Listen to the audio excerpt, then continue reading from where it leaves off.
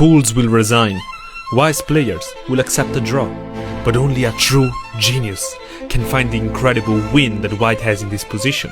It might seem like there's no way to make any progress, because the black rook will always be able to sacrifice itself for this last pawn and at least secure a draw. But white has an incredible resource in this position. Of course, we start with c7, getting closer to getting a new queen.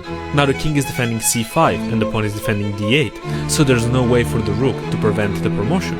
But the rook can of course give this check to the king. Now if the king tries to attack this rook, the simple rook d1 is going to secure the draw. And actually, if we get a queen, we're going to lose this game.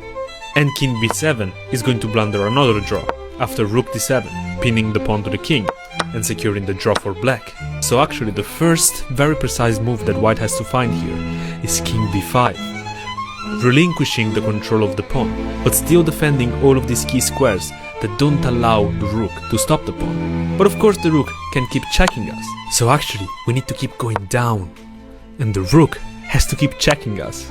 We go down, and the rook checks us. But now the situation has changed. The king can actually go to c2, because the rook is bound to the limits of the chessboard, and it cannot create the skewer threat anymore. But do not celebrate too soon, because black does have a last mysterious move with rook d4. This sets up an incredible trap, because if we now try to get a queen, this is actually a blunder after the incredible and brilliant rook c4, attacking the king and the queen, forcing the queen to take, and actually stalemating by force. So believe it or not, the only way for white to win this position is to get a rook.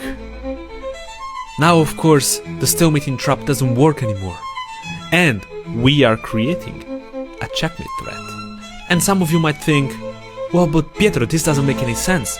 The rook can just block the checkmate threat, and now this is a draw. We both have one rook left. But you would be mistaken, because actually, after king b3, we are attacking the rook and creating a new checkmate threat that cannot be stopped in any way, which means that black will have to give us the rook and lose the game like this.